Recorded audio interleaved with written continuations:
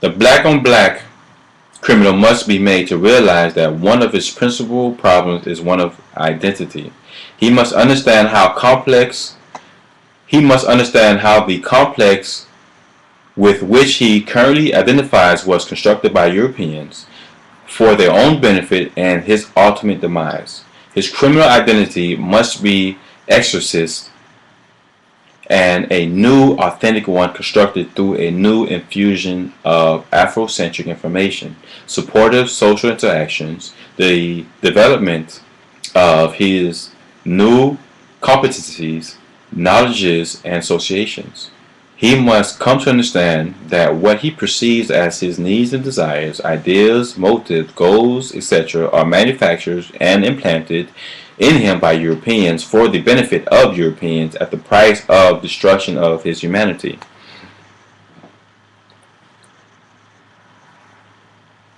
And body, he must understand that his vain attempts to satisfy those introspective desires do not represent what it means to be free, to be a man, to have arrived at a pinnacle of human possibilities or success, but instead represent the grossest form of slavery, anonymity, and thanginess. He must understand that Europeans and their so-called civilizations, the human behaviors, attitudes, relations by gender, represent the most destructive factors existent in the universe today, and to identify with them is to identify with the self-destructive spirit within himself, a spirit which makes his own existence pointless and meaningless.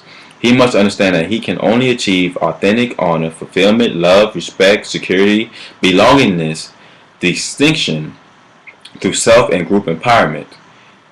He can gain transcendence only through the birthrights, through economic and cultural self-determination, through love for self and others, through his recognition that his and his people's mission, in conjunction with the world's other peoples, is to bring into a new world order.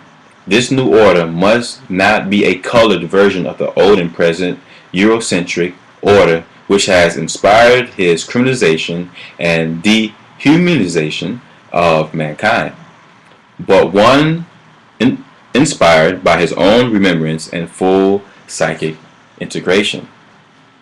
This was a chapter that I read from Black on Black Violence by Mr. Amos, and what he was pretty much saying is that it's an issue with identity.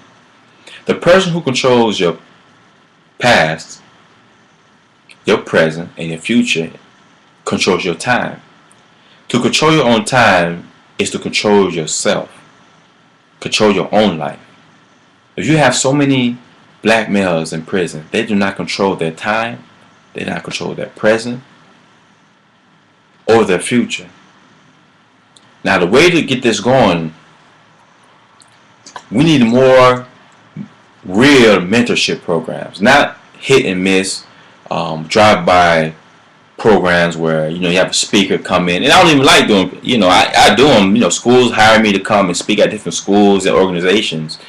Yeah, I like to do that. I love speaking at different schools. I love speaking with students to hear what they have to say and motivate them and inspiring them. And I use my book a lot, examples of my book, My Trial and Tribulations. But what we need is an actual program that allows our youth to interact with the mentor, like a more one-on-one basis. Now, being time is a constraint, and I do understand that not all schools or programs or churches can afford to pay a speaker to come. And believe me, I've spent over a year, matter of fact, a couple of years actually, but over a year seriously going to different schools. I spent, time and for free volunteering. But volunteering doesn't necessarily pay the bills, and that's the issue. There's a lot of mentors out there. There's a lot of people I meet, people who sling drugs, people who are fighting to stop dealing with drugs or crime or robbing or have killing on their minds. They want to stop all that. They need someone like me and people that I've met over the years as mentors to speak with them, to coach them on a one-on-one basis. Not that drive-by mentorship, and I understand a lot of people, they have to, they have to do that because they don't get paid to drive all around town or drive to different states, catch flights in the state for free. But as President Obama mentioned last Thursday, for those of you who didn't see that speech, look it up, The Brother's Keeper. It was very powerful. And according to Eric Holder, the Attorney General, these are two powerful men, black men, in the government. You have one of the most powerful in President Obama and one of his top generals, all stressing out more mentorship, more interaction in the community, more understanding, more of less crime punishment, but more crime prevention programs. So this has to be some sort of identity. We need more identity programs. We need programs to show black kids, since the black on black males are the ones who are suffering the most. And believe it or not, women are the number one growing population right now in prison. Like, for some reason now, women are getting out of control in disproportionate numbers. Disproportionately, you have, and I didn't even mention this, but I'm going to mention it now. As a matter of fact, let's go over that. The amount of black females and white females in the prison system, and why for instance, there's only like one out of every 19 black women go to prison compared to 101 out of every 118 white women. And then the males, I thought I need to look at my notes, but of course I've been researching this for so long and so often. Black males, 1 out of every 15 black males have been to prison or prone to go to prison, they believe. And then you have white males, 1 out of every 109. And Hispanics is 1 out of every 45 Hispanic males. Why is that? And believe it or not, if you have a parent that's in prison right now, you are 6 times more likely to go to prison as well. And that, ladies and gentlemen, is unfortunate and shouldn't be the case. It should not be like that. You have 6%, 6 times more likely to go to prison because your mom or dad is in prison. That is ridiculous. That's saying that, God forbid, and the God I serve is not going to let that happen. But that's like saying my nephews, because one of my nephews' father, or 3 of my nephews' father is in prison. That's saying because he's been to prison, and thank God that he will get out in Jesus' name, his kids are 6 times likely to go to prison. That's not going to happen because people like me who care and love is going to care for them. It's going to look out for them. It's going to mentor them. It's going to coach them through those tough times. There were tough times that I was going through. I didn't have nobody to come and help me escape that. I didn't have nobody to come and guide me through those tough times when I didn't have any money, or when I was confused about women, when I didn't know how to dress, and when I didn't even know how to shave, for that matter. So I believe every male who has escaped the ghetto, the traps of the ghetto, and even the ones who are still there, who have a conscious mind, because your consciousness is very powerful, to find a young man to mentor. And this has to be, of course, approved by the parent. I truly believe in that, if that's possible. And same thing with the women. Find a young girl or a teenager or young adult woman to mentor another individual. Not a text, how you doing, how your grades. Yeah, it's cool to check in once in a while, but actually go visit them. Take them out to dinner. Forget your dates. Take them out to dinner. Take them out to lunch. Take them out to a networking event and show them how to conduct themselves. Take them out the hood, Take them out that environment. Show them something better. Take them to a beach. Take them to the boat docks. Let them see yachts. Take them to a corporate building so they can understand it ain't all about bang, bang, shoot them up. Let me see what you're working with. No. Business. People exchanging business cards, interacting. Entrepreneurs. Show them. Bring them around doctors and lawyers. Bring them around teachers who truly care, because chances are they may have teachers who don't really care, who can give a rat's butt what they doing. Or, you know what I mean? Once they got a classroom, okay, that's your business. No, we need more of that in there. We need more love. There's something wrong with the love in the black community, ladies and gentlemen. And Dr. Amos does a wonderful presentation on this called Black Love, the black male, black female relationship. And he stresses black a lot because we weren't taught that in school. We were taught everything European, everything Eurocentric based, everything, everything being emphasized, European, from the history books, the math, everything. What I'm saying, from the scientists, the great explorers, everything were white. Even Jesus, because Jesus was not black. I didn't even go watch Son of Man because I know Jesus isn't white. So why am I going to go watch Son of Man knowing that Jesus isn't white? But they showing that, so off top, the beginning, the movie is flawed. I commend them for their efforts. Congratulations, you created a movie. Great. But if you're going to show a movie, promote the truth. You know what I'm saying? Why you couldn't get a black man up there or a tan person up there, even a Hispanic? Jesus was not a pale-skinned individual. So, and you got the schools teaching about Christopher Columbus. I was just on South Beach today, as I mentioned, filming my documentary, The Courage to Believe, which, by the way, go to my website and support. Donations, contribution, all that is welcome. They got a big picture, a statue rather, huge statue. The statue got to be 12 feet tall, of Ponce de Leon. Not Ponce de Leon. Yeah, they did have Ponce de Leon, but this one was Christopher Columbus as well. They had other, European statues out there. They had Michael Jackson. They gave us Michael Jackson. But even there, they had this glorified Christopher Columbus as this great explorer, this great adventurer. He did this and he did that. This man did nothing but pillage, exploit, and rape Native Americans by the thousands. He did that. They don't teach you that in school, though. And no, he did not discover America. When Native Americans, the indigenous red man was already here. So there's been some brainwashing. Psychologically, we've been taught to think of ourselves as less, when we are more than that. Now with the love, there's love from hate, there's love from love. The black on black crime comes from we've been taught love the wrong way. What we've been taught isn't love. What we've been taught was hate.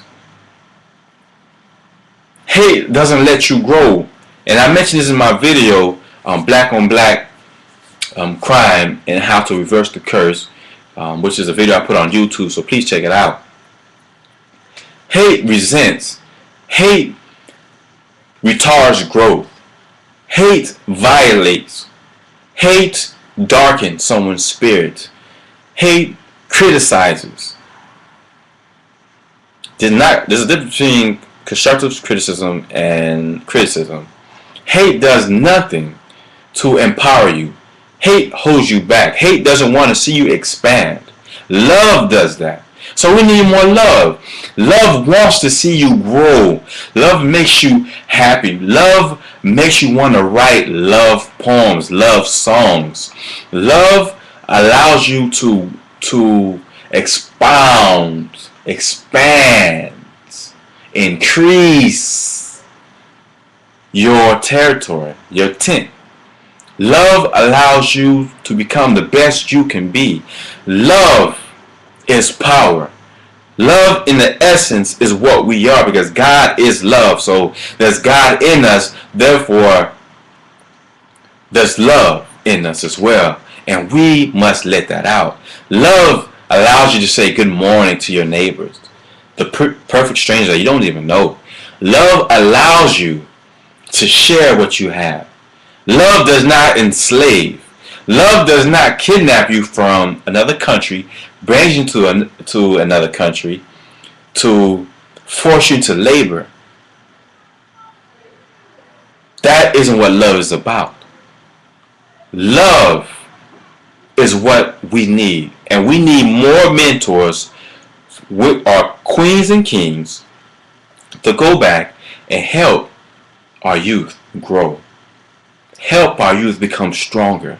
Help our youth in understanding their identity, who they are, who their ancestors were. That they were queens, they were kings, they were powerful people, they were builders. Love has to be taught in that sense. So parents has to take more time to teach their kids love. But you have parents who are teaching kids when these parents are kids themselves. They're not ready for that. They weren't ready for the love that they thought they had, because the person that they had the child with, the baby daddy, baby mama, the person they married, that wasn't real love. It was love from hate. It was possibly lust that they thought it was love. Love takes time. Hate can be instant, but love takes time to grow and develop. Love, oh, no one nothing but love is what the Bible, the good word says. So we must go out of our way to show more love, to rinse out that curse. Love conquers all. That is a very true statement, but it takes a lot more than just love. You gotta have action behind it. When you marry someone, you have to have a commitment behind that love. You have to have support behind that love. You have to have action behind that love to show that person that I truly do love you. Because when your love, that all those components isn't there, and you just marry someone because you love them, because they make you feel good, that's not going to do nothing, absolutely nothing for you. Love is a euphoria. Hate can be the same thing as well. So when we attack and we, instead of running away from the black on black violence epidemic, we have to somehow figure out how to give these men love, how to show these women love in these urban communities that are plagued with violence. Everywhere from, if you're in like I mentioned earlier, Chicago, Houston, Atlanta, Miami, Jacksonville, Minneapolis, LA, Harlem, DC, Baltimore, and the list can go on and on. Fort Wayne, Indiana, Gary, Indiana. We have to do something than just say, oh, that's their problem. It is our problem as a community. As a community, it's our responsibility to stay strong and support our brothers and sisters. Yes, caller 502, you reached the King Kevin Show. Thanks for calling, and thanks for hanging up.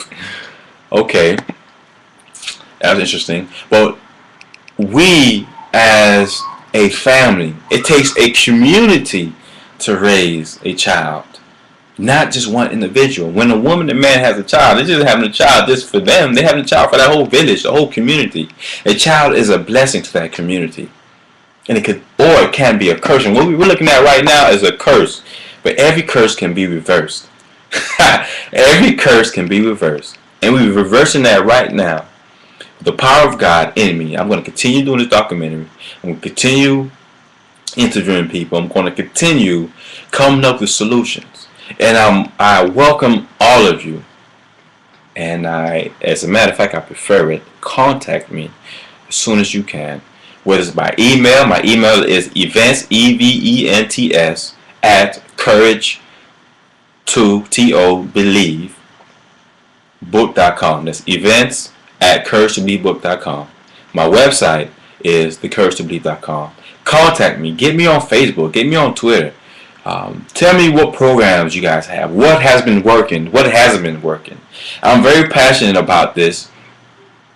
And believe it or not, I had a phone call today from a friend of mine when we used to do crimes together back in the day. I mean, me and this guy, we sold drugs. I mean, we did a couple of robberies. I mean, we never did any home invasion, anything like that. Not that I'm glorifying this, like I'm vaunting about this. No, I'm not vaunting about the past crimes. I'm vaunting about the the fact that he's changing his life while he's in prison right now, and I've changed my life while I'm here in the streets. You, the person you're looking at right now, it is a straight up miracle. As a matter of fact, let me show you guys a shirt.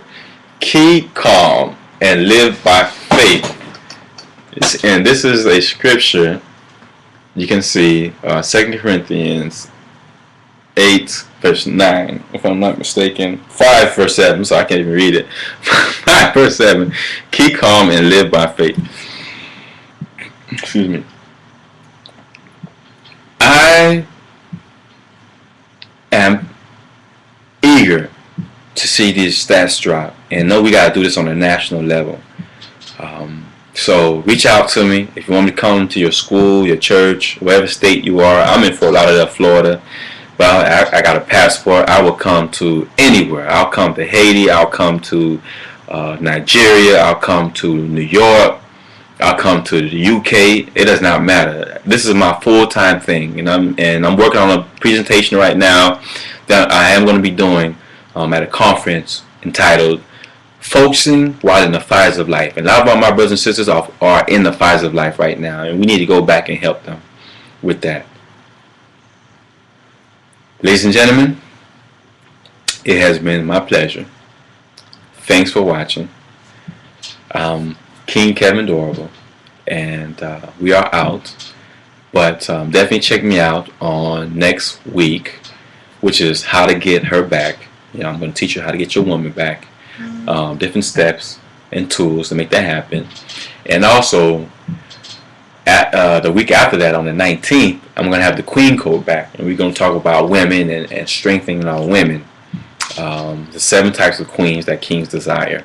We had a great time. This is going to be part 3. We had a great time, part 2. So we're going to continue that. And look out for my newsletter. Of course, look out for my documentary. It's coming. Nothing's going to stop it. We're moving forward. And even though I don't have all the funds that physically right now, but I see it in the spirit, we are moving forward regardless of the amount of money we have. We have heart.